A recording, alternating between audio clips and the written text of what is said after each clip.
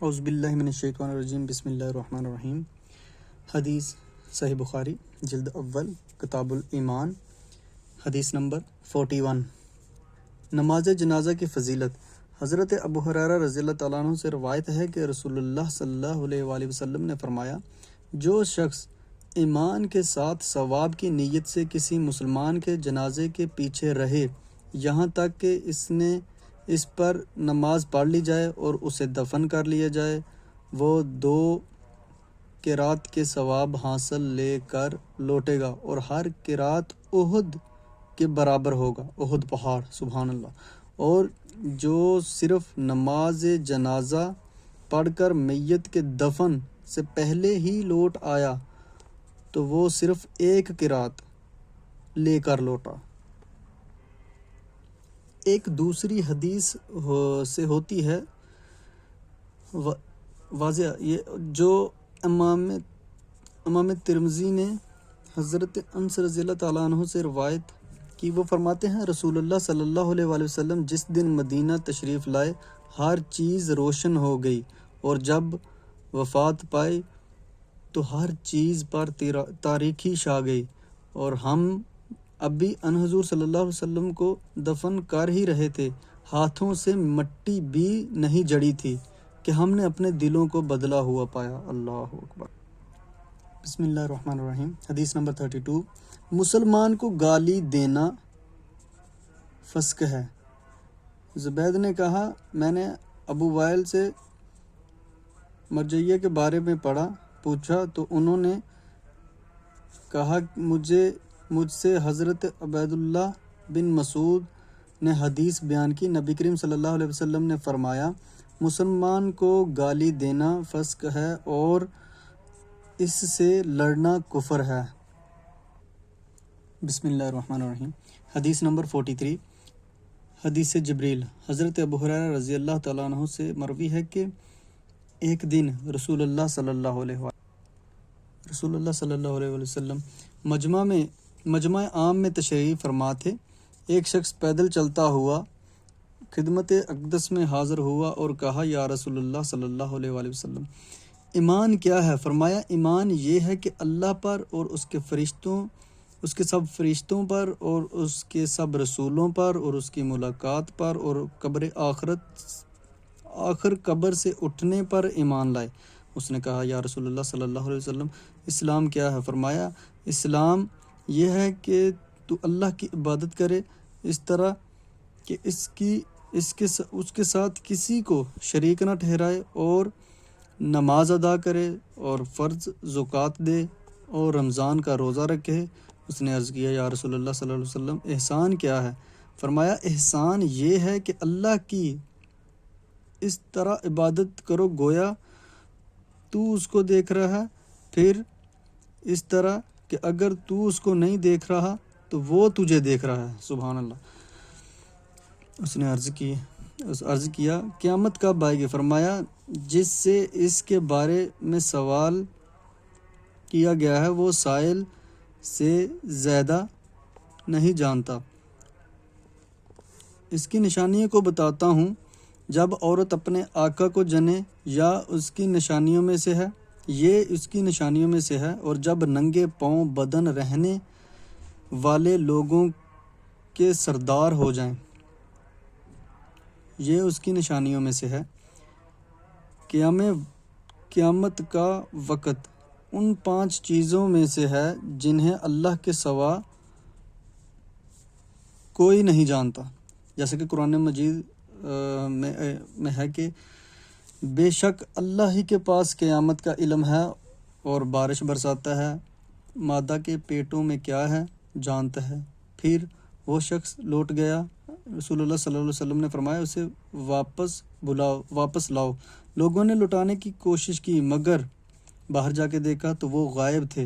فرمایا، یہ جبریل تھے، لوگوں کو ان کا دین سکھانے آئے تھے۔ سبحان اللہ۔ قیامت کب آئے گی؟ یہ ان 5 چیزوں میں سے ہے جن کا علم اللہ کے سوا کسی کو نہیں۔ پھر حضور صلی اللہ علیہ وسلم نے سورہ لقمان کی یہ آخر تلاوت آیت فرمائی، اللہ کے پاس قیامت کا علم ہے اور وہ بارش برساتا ہے، اور ماؤں کے پیٹ میں کیا ہے جانتا ہے، اور کوئی نہیں جانتا کل کیا کمائے گا، کسی کو نہیں معلوم کہاں مرے گا، اس میں کوئی شک نہیں، اللہ جاننے والا بتانے والا ہے۔ سبحان اللہ۔ بسم اللہ الرحمن الرحیم۔ حدیث صحیح بخاری جلد اول کتاب الایمان، حدیث نمبر 44۔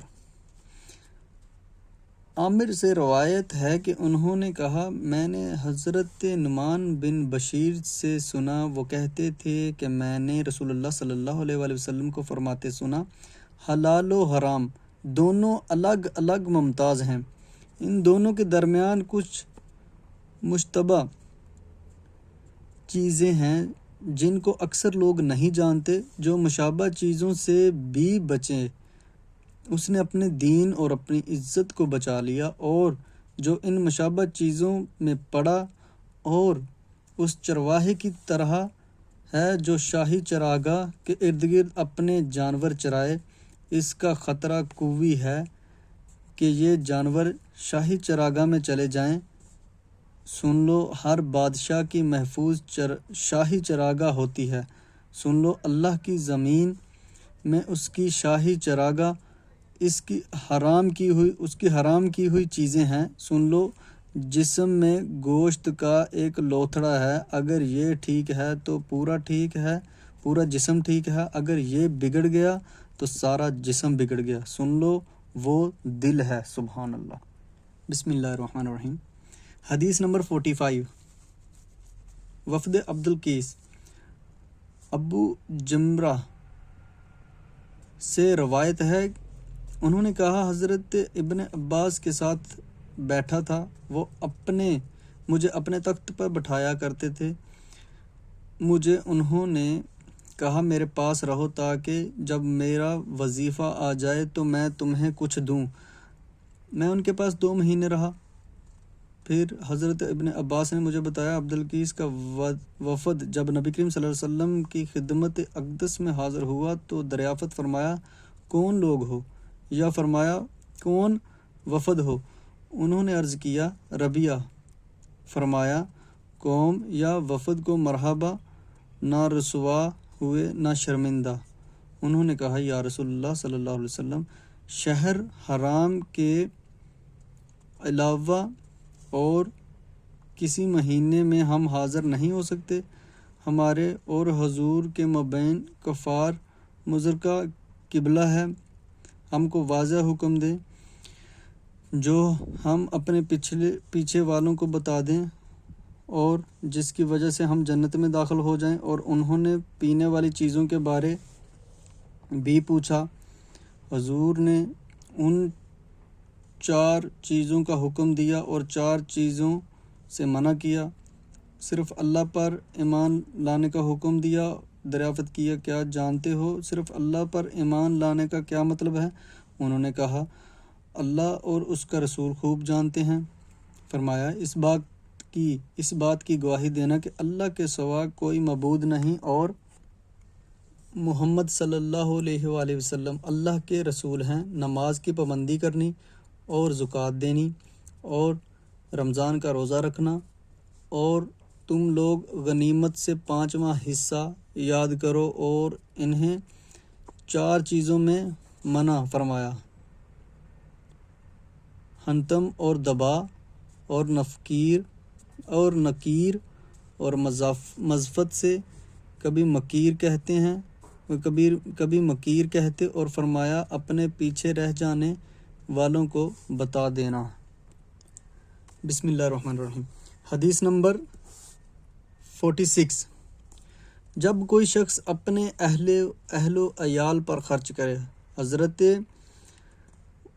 ابو مسعود رضی اللہ تعالیٰ عنہ سے روایت ہے کہ نبی کریم صلی اللہ علیہ وآلہ وسلم نے فرمایا، جب کوئی شخص اپنے اہل و عیال پر خرچ کرے اور اس کی نیت ثواب کی ہو تو یہ اس کے لیے صدقہ جاریہ ہے۔ سبحان اللہ۔ نیکسٹ حدیث نمبر 47۔ تم جو بھی خرچ کرو اس سے تمہاری نیت رضائے الہی ہو۔ سبحان اللہ۔